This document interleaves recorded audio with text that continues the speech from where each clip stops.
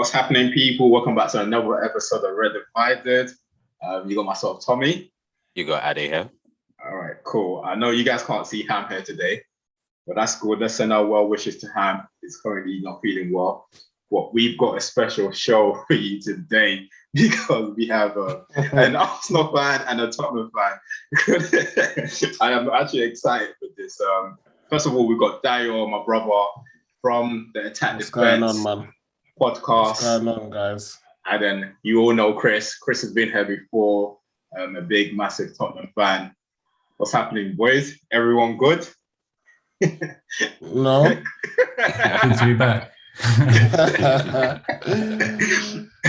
We're not good, but we're here, man. I don't know where to start, to be honest with you. At the opening day, well, brilliant for majority of us. I think the majority of us here. Majority of us, yeah. Maybe I shouldn't have come on here today. Gonna take the stick for Ham today, innit? I know a lot of people was waiting to hear from Ham, but trust me, you are getting just as much with Dayo, man, because he's just as passionate as Ham. He's got a season ticket. He goes there and gets hurt week in, week out. So,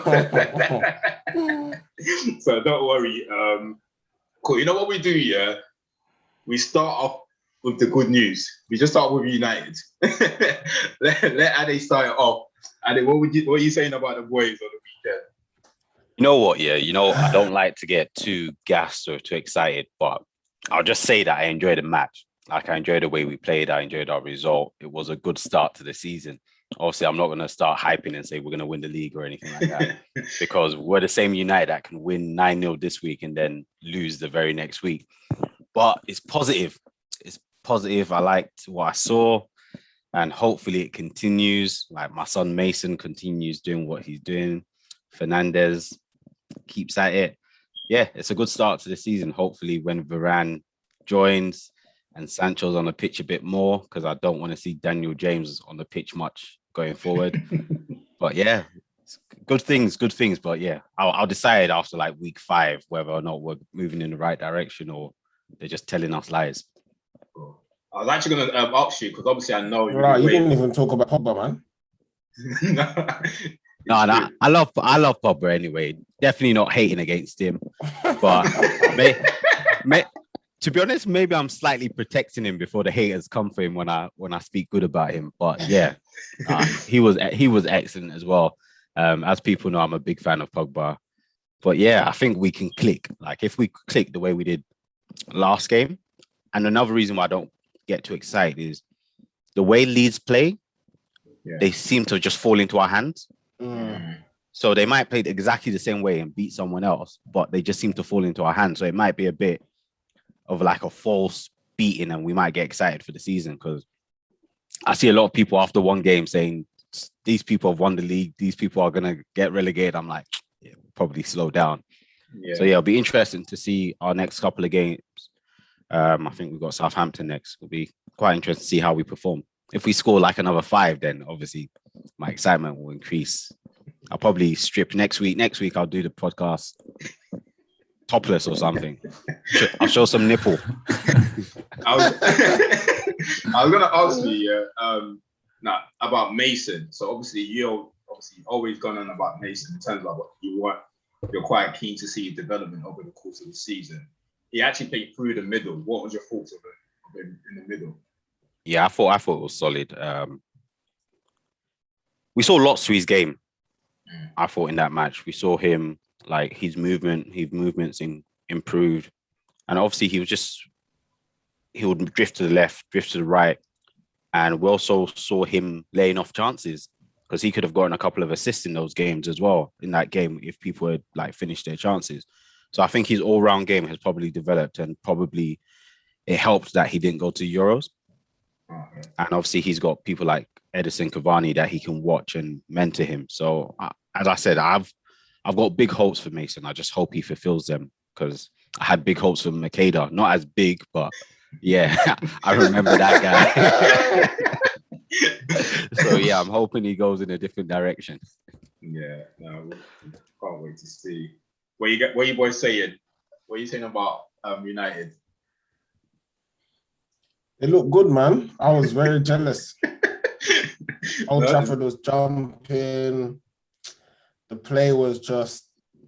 You could see Ollie's been trying to get them to play like that for a few seasons now, and everything clicked, to be honest, but no Leeds, they're my boys, they didn't turn up. But, you know, hit us for 5 last season as well, so... Yeah. What can you say? They look good. Yeah, and I did. Yeah, definitely good. In terms of like Leeds, I know you were saying something, Ade, about it's Leeds. Leeds usually play into our hands, but you can understand. Like, fair enough. I totally understand that they're always going to because they play like man for man all over the pitch, right? But Leeds played a lot of team last season, man. A lot of teams didn't score as much goals against Leeds. This amount of goals against Leeds, and plus. Yeah, but that's what I'm saying. It might just be because sometimes you just have that one team that catch you out. So they can play exactly how they played on Saturday and beat another team because they seem to concede a lot against us. So it might just be one of those situations. Yeah, sure. Like, Ollie's probably got their number, to be honest, because he played pretty much the same team last time, right? What's the only difference? Pogba didn't play last time. They probably played pretty much the same team that we played last time. Yeah. So no, it was a good victory. Didn't really get to see Sancho, but it will come on, and then hopefully he plays the next game, so we'll see more Sancho. And you know what? I was a bit critical of United announcing their signings about that because they announced it late. Everybody else announced their signing quite quick, but I'll tell you what: the best time to announce the signing right before a game because the stadium was going. I'm not sure if you guys watched the game live. Stadium was jumping. Man. It was going crazy as soon as Varane walked in, and that was probably the perfect way to start the season because it got the fans hyped. The fact and the players, if you're not hyped by a new signing, especially Lindelof, knowing that your pace is going, like that was probably the best time to announce it. So I was really pleased about that. But in terms of United, there's really not much. As Ade said, you just have to wait in it because, still the first game. Don't want to get too excited. And, we'll see. We'll see. So let's move on to Arsenal. You know what? Yeah, I've been saying, to be honest, I didn't expect you to win on Friday. I'm just going to be honest. I spoke to Ade and I'm like, the only thing I predicted wrong is that I said if Antonio was going to score 2 goals. So I got that wrong. But I didn't actually expect you to win. But watching the match, I don't know. Like, it was, I don't think Brentford was that great. Personally, I didn't think Brentford were that great. They weren't that great. They just wanted it more. Probably what it is. They wanted it more.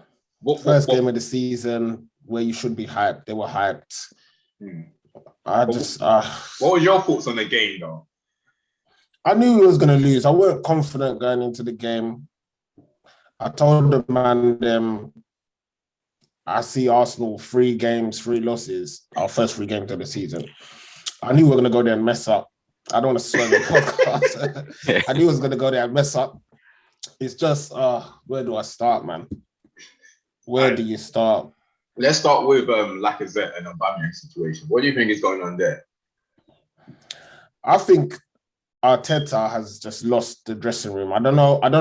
I heard he's a bit arrogant. So I don't know. Maybe people are starting to get fed up of him. You've had the whole pre-season. You're playing games. And just before the start of the first game of the season, you've got an illness that you haven't told us about. Which illness? Is it corona? Is it flu? Is it mad cow disease? What illness do they have? Why do we not know what illness they have? Like, first game of the season, how can 2 of your strikers out? Illness. Yeah. Like, what are you talking about? Illness.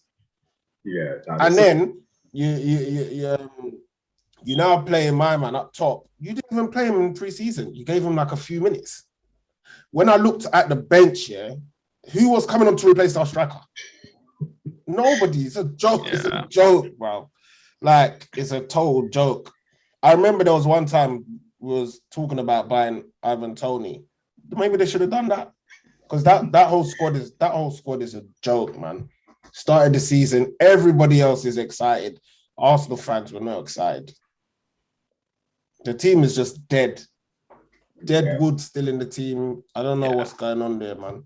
You say the team is dead, yeah. I always argue this with Arsenal fans. I personally don't think you have a shit squad. Okay, you're not performing to the standard that you should be performing to.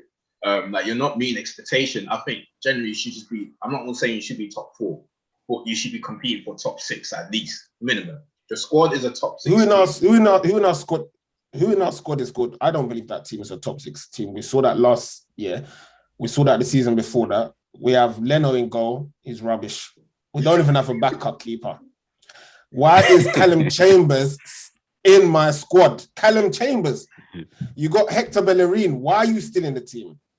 You went to buy Ben White. Ben White was good because he played in a 3. You're going to put him in a 4 to play next to who? Mari. What's he going to do?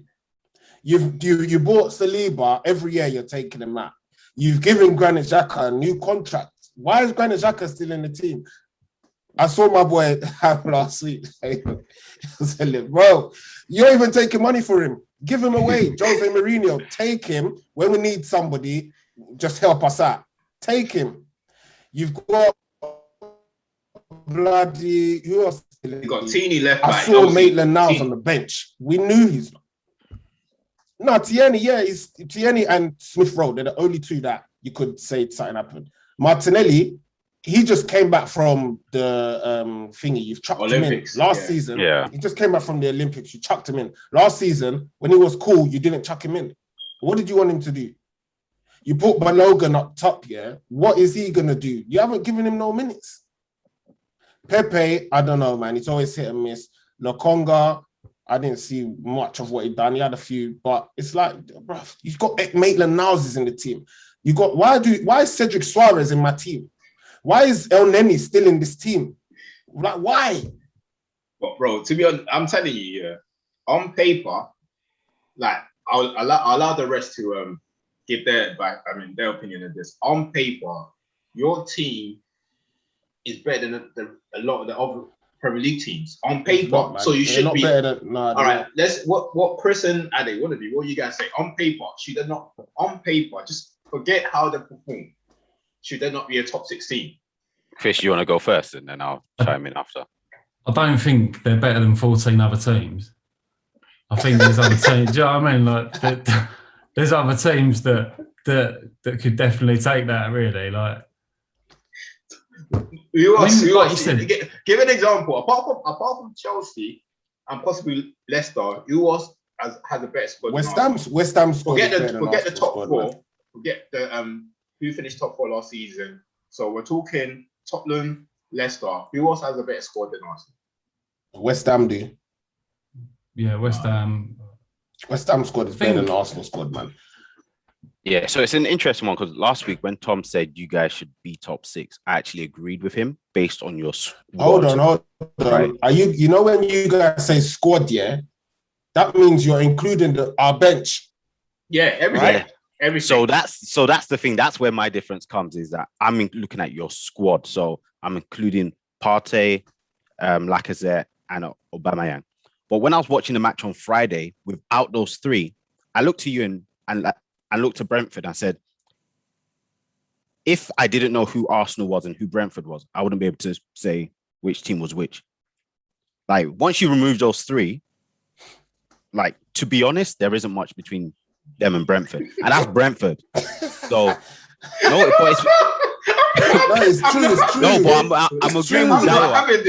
No. So I'm agreeing with Dayo, but I'm also saying why the difference from what I said last week. Like, okay, Brentford is a stretch. West Ham squad is better than Arsenal squad, bro. West Ham is too much, because if you look at who played for you on Friday, right? You take off Tierney and Smith Rowe. Who is everyone else?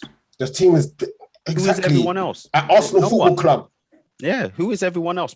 If you're honest, like Pepe, but he's, as you said, he's hit and miss. But everyone else is like, who are you? Like, literally, who are you? have this, man. No, I'm not agreeing with this. No. Hold on. Friday, in terms of like just the performance on Friday. If you take they need players and Smith Rowe, I understand that. Everybody else, the way they played on Friday, you might as well have a Brentford player there. Well, if you look at the squad as a whole, they should be competing for top 6. I don't think anyone else should be better. Tommy. Is that Arsenal squad better than the West Ham squad that lined up this weekend? Yeah. Oh no, the squad that you played. I mean, the lineup on Friday. They're not even better than the Newcastle squad. They're not even better than the Newcastle squad. Aston Villa and Everton have got teams. No, yeah. Sorry, what do you mean? Sorry, Dayo, do you mean the lineup on Friday compared to the lineup on Sunday and West Ham lineup? The lineup, definitely no. Okay, the lineup, I agree. The squad is still a no. The squad, no, Arsenal's got a better squad than No, I think Arsenal's got a better squad. The lineup, no. West Ham don't have no one on the bench. West Ham don't have no one on the bench. We don't have no one on the bench. Arsenal don't have no one on the bench. If all your players from injury comes back, you do. Adi just said I'd have taken the Newcastle squad. Three man. Aubameyang and Lacazette. Okay, that's attacking Saka, options. What about our defensive option? You got Saka. Saka was there now. Saka was there. No, but what about our defensive option? Okay, our defensive option. You got like 10 defenders on your team. You got so much. Who is good? Which one is good? No, but as a squad, like Ben White is good. Ben White is a good centre back. Ben White can play in a free. He can't play in a back four, man. Maybe that's why he brought him. Maybe he just didn't play a free against Brentford, because you don't really need a free against Brentford. Let's be honest. If you need a free against Brentford, then it's worrying. Like, they did need a free. Why does Arsenal Football Club even need a free? Because we've been dead for years. Yeah, you have a free to defend your people, right? But I guess, look, it's just shocking, isn't it? Like Friday's performance, I hear what you're saying, it's shocking because it's not shocking because 90% of us knew we were not going to get a result. Fair. No, before the game, the performance is shocking. The result is not shocking. The performance is shocking, not the result. Before the match, Ian Wright was hoping for a draw. There's no confidence anywhere. Come on, bro. Like before the game, like draw to Brentford. They might not get any points before October. Played free, lost free before the international break, man. No, I didn't take the piss. No, I didn't say with October. Why, bro? Oh, because you only got 2 more games. There's an international break. Okay, cool. But to be fair, look, I hear what you guys are saying, innit? But I honestly do not think it's that bad. It's the first game of the season. I won't panic. But honestly, it's the first game. We're hearing about Abba and Laka might even be leaving. So imagine we lose both of them.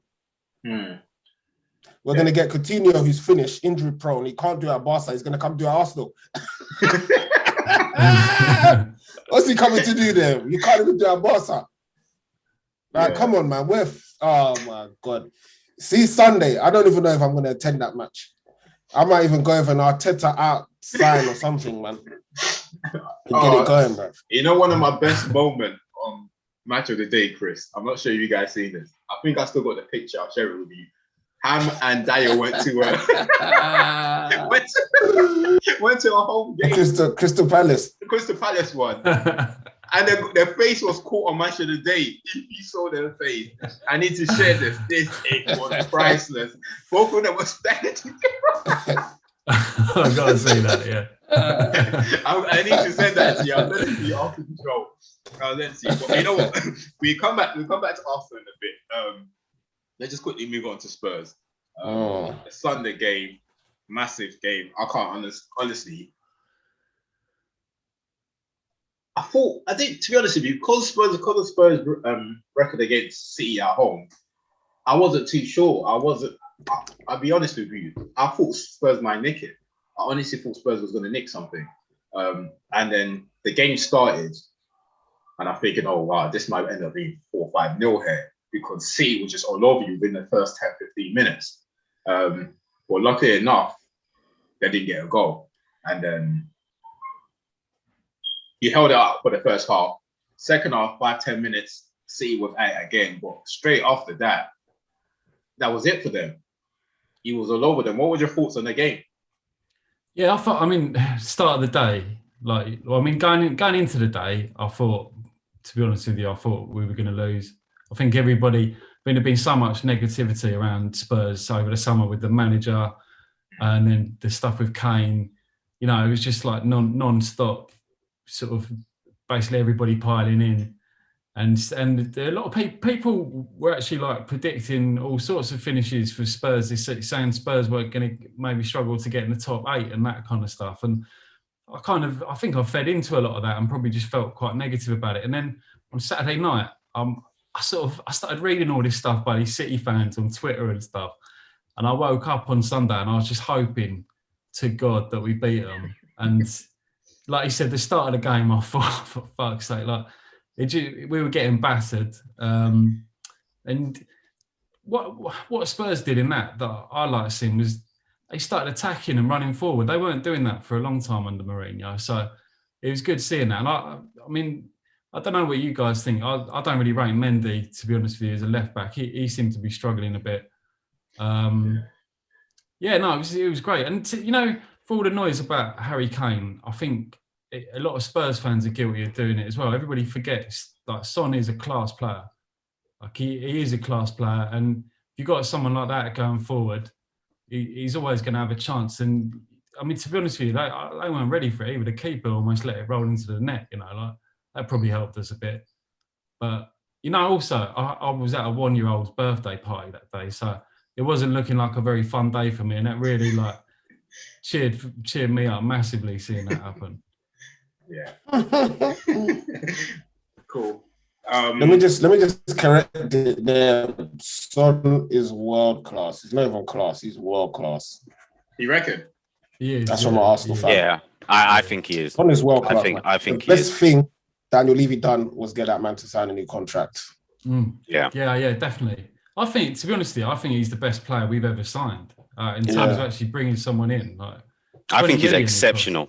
I think he's exceptional. He's too. Oh wow, that's a massive statement. Yeah. The best player you've ever signed. What about Gareth Bale? I suppose That's a massive statement. Gareth, you used to love Gareth Bale. Oh, I did love Gareth Bale, but I feel like just the fact, like you said, Son signed a contract. He's staying with us. He's 100% committed, isn't he? Like he just loves it, and Bale made it clear he wanted out, and maybe in terms of quality, Bale was a step ahead of him. But for us, for the team, I think Son is the man. He's going to be a legend. And the thing is, you can't question it, because I remember beginning of last season, Tom, you asked the question of who's Spurs' main man, and I just about said Kane, but I was literally like, if you had asked me a week before, I think that was the game where he provided the 4 assists. So I was like, okay, I'll go with Kane. But over the course of the last 2 seasons, Son's influence has increased, even when Kane's not there. Because I was watching one of these football shows, I think it was like one of these fancy football shows, and they were saying without Kane, Son's not going to like do as well. And I was like, shut up. When Kane's not there, Son still does what he needs to do.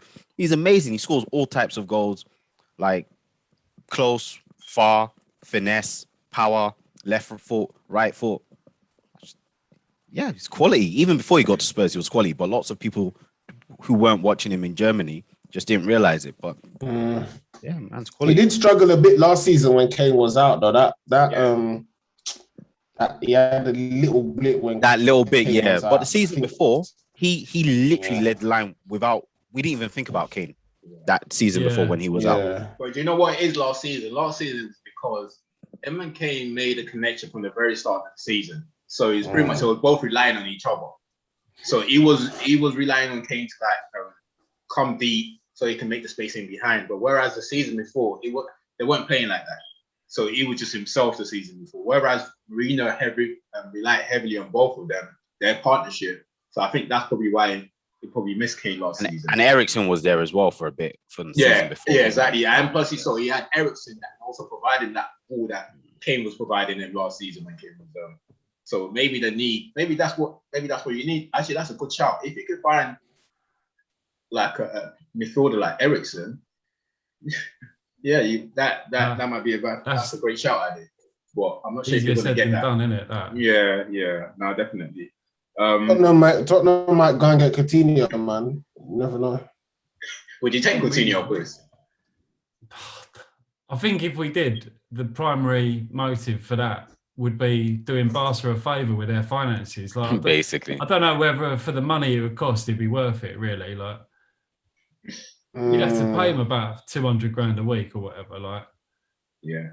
Nah, he needs to start taking a wage cut, man, because he ain't done nothing. Yeah, Or Barca can pay half of it. Yeah, Barca will pay half of it because he's definitely not taking a wage cut. At his age, no way. But Barca are mad. Like the amount they've been paying is just madness. Like they must have thought, F finances, F it.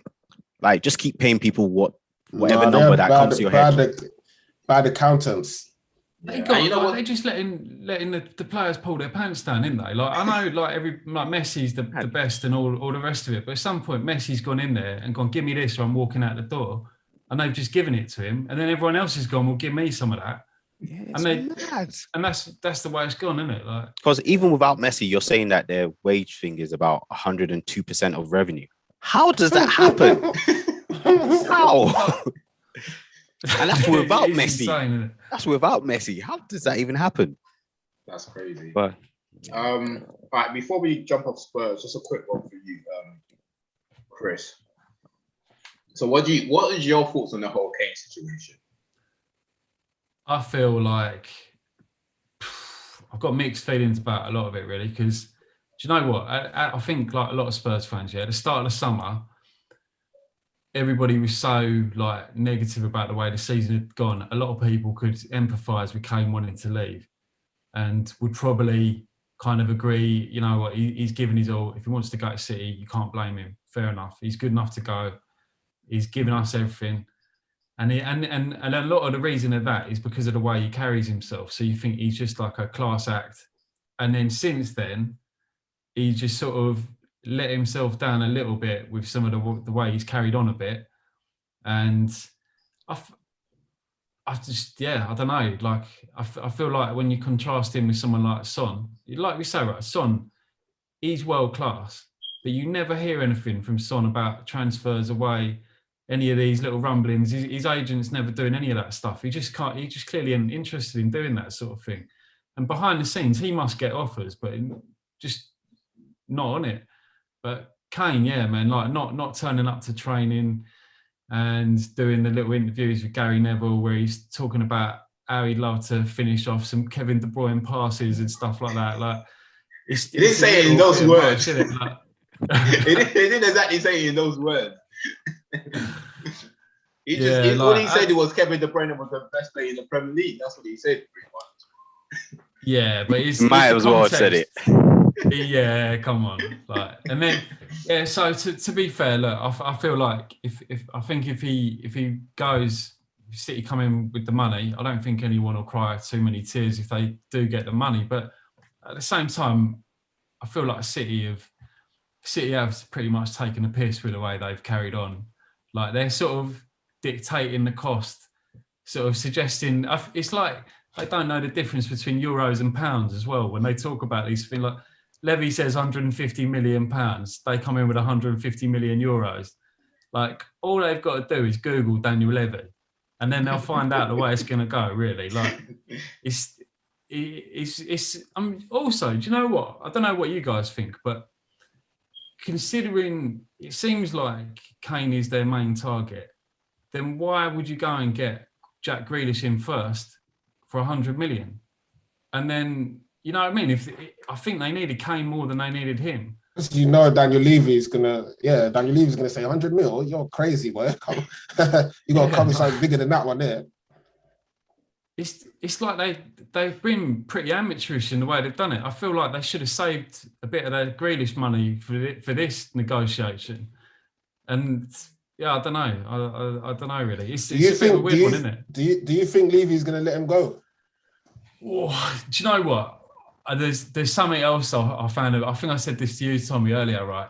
In 2013, we appointed an Italian director of football, and we started negotiating for players and bringing players in. And on the last day of the window, Bale went. And I think the way it was done was behind closed doors. They were like, look, let us get in the players first, and then we'll let him come to you. And then this summer, we've got an Italian director of football in. We signed a 50 million defender. We got a 20 million pound winger from Sevilla. Sounds like we're negotiating for more players. So if it's like history repeating itself, he could be off. Like I honestly don't know how it's going to go. What happens if he goes? What do you reckon you finish? It's hard to say, innit? I mean, I certainly don't think we'll be winning the league. I think like I feel like Son's. A lot of it will depend on what we do with the money, who we bring in, really. I think we're talking about some player called Vlahovic. Apparently, he's the striker we're looking at, but is he any good? You just don't know, do you? Like, yeah, because I know you were looking at Martinez, the Inter Milan striker, but I don't think they're going to let him go. And he's stuck there, isn't he, by the sound of it? Yeah, and he's a quality player. So I'm sure if Lukaku never left, they probably would have sold him, I reckon. But hey, but then again, would he want to play Spurs and play in Europa Conference League? I doubt that. Are they playing on Thursday? I heard Kane was back in training. Kane's back in training for that, isn't it? Yeah. Where you guys playing on Thursday? What stadium? No, I don't even know. Like I saw it. I looked on something the other day for our fixtures, and it said UCL, and I had like a flashback. I thought we were back in the Champions League for a second. You wait for Conference League. I saw. I don't know. Kane ain't gonna be happy, boy. I saw someone put like something. Was it on Instagram? A stadium for the Europa Conference League, and there was like a train going in the middle across like the pitch. Yeah. So every time the train comes, they have to stop playing. That's that they win the Champions League once. That team, I remember, or maybe the Europa League. I think we played them once. Oh, okay. Yeah, the thing that it's actually not as bad as we've made out, because I've been looking at the teams that are like qualifying and the qualifiers for that, and they're actually some big teams or teams that have been big in the past. So it's not as bad as like Hogwarts United and stuff like that. So yeah. What's that Tottenham player that got injured? He's on Talk Sport now. What's his name? Not which one is it? What, the Mason? I had the brain thing. Mason. What's his name? Mason. Is it Mason? Mason, yeah. Yeah. One of them was on there. Yeah, the one was the manager last year. Yeah. What? Someone was on there. I know he's connected to Jamie O'Hara. Jamie O'Hara. He was like, Harry Kane's finally gonna get to play the competition. He was mocking them. He was like, Harry Kane is finally gonna get to play in the top competition. Of course, he's gonna stay. Well, boy. I feel sorry for him though. I feel sorry for him because obviously, you know what it is. Harry Kane. Yeah. I don't feel sorry for him. I think they should let him go, but I don't feel sorry for him. Yeah. Why? A dead club where he's not going to win nothing. No, because he's all in. How many goals can you score for someone and you haven't won nothing? No, I totally agree, but you don't just come and start saying, I'm not coming to training. That's when you start. But you never know what agreement they could have had from last year. But the thing is that Tottenham actually haven't come out themselves and said he refused to come to training. Nothing has been released from Tottenham, and he's obviously saying, and he's come out with a statement. Obviously, I think what he's saying is everything is not how it seems. So yeah, but they've made the suggestion that they expected him at training and he wasn't there. Yeah, they expected him back. Oh, they said that. Okay. Yeah, and he wasn't there. So they tried to say it was isolating, right? He came back from holiday. Yeah. Isolating.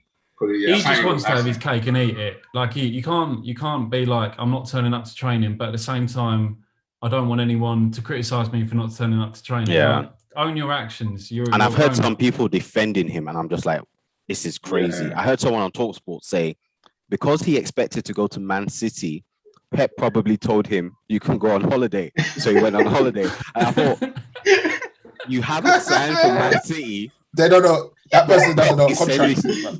That person don't know what contract is. Who was it? It was... was it either it was Keown or Winterburn or one of those players? But when I was listening to these Arsenal idiots, I was just thinking to myself, are you listening to what you're saying as you're saying this? Pep sent somebody else's player on holiday. I'm like, what are you talking about? Yeah. If it's the case that is mistraining, if it's mistraining, that's appalling, isn't it? There's no excuse for that. But I do feel sorry for the fact that I think he's given all his all to Spurs already, and and it's clear as day. Like it's probably not going to win anything there. So please, like, let the man go. Oh, I agree. They should let him go. 100%. Like, but in terms of like the training situation, I'm not disagreeing with you guys. Even should tell him you can go, but leave the country, man. Don't give him to Man City, or that's it. Boy. Everyone's in trouble. Yeah. Nobody's got money no more. Yeah, that's the thing. No Trust one's me, got that's money. it, man. There's so many players available, but no one has money. No And one's Bayern buying. don't like spending money. Bayern just like looking at money inside the bank. So yeah. But like I said with City though, you can't. They spend 100 million on Grealish, right? If Kane's the guy they really want, and they're saying we've got 127 million for him, well, if Levy's only asking for 150, right? So what's only talking a little bit extra? Yeah, I don't think they needed him than what they've already paid. You know, like they could have. They didn't need Grealish. They've already got how many good attacking midfielders. Like, it doesn't really make a lot of sense for them to be buying him and then trying to dictate the price. If he's your main target, you shot yourself in the foot by not lumping up the money. And the other thing is, right, gentlemen's agreements, all this, that, it's meaningless. If you want it, get it in writing. Harry Kane hasn't got any of that in writing. It's not in the contract. He's got a 3-year contract. Like, it is what it is. And he's dealing with Daniel Levy. What did they think? I totally agree with that. Like, when I agree with that. I agree with that, but the only thing is that it might come back and bite him in the sport, Danny D, because what you're saying is totally right. Gentleman agreement, get it signed. Gentleman agreement don't mean anything. But players are going to look at that situation, and when you're trying to attract players to come to Spurs, they're going to look at it and they're not going to trust you. They're not going to trust the man. So it might end up biting in his sport. But for now, it's great. He's a businessman. He's not going to let he wants his money, fair dues. But if you don't let him go, that might end It'll always happen, bro. It'll always happen. Like, when I started work, then there's no loyalty, man. We pay a bonus. If the bonus is not in my contract, don't talk to me as if that's part of my package, right? If it's not in my contract, and they'll do it every day. They'll do it every single time. It's that world. It's just that world. Yeah, and I totally understand. What I'm saying is, they lose their credibility. That's what tends to happen. I'm not too sure about that. Another player will come. The other way to look at it is, what does Levy, as a boss man, want to send to all the other people who work for him? Was he just saying to every other player in the dressing room, do what you want, don't worry about it? He's got a message to send to every other player there, because he's not just Kane he's dealing with. If he caves in on Kane, then all the other players will want to leave. Got guys like Ndombele, like we spent 60 million on him. He's clearly not happy. I think he'll be another guy who wants to leave. Wait a minute. Where's Ndombele? Really? He's training in the park. But Jose likes waiting to see what happens with Kane. Oh wow, that's crazy. But do you know what? Actually, that's a good question. Where is he? Because they said he has literally not turned up now. Like he missed the opening weekend. He missed all the friendlies, and they said some sort of family thing or something. But I know he said it before he wanted to leave a year ago. So he might be another one behind the scenes trying to agitate a move. Like. Interesting times ahead for Spurs.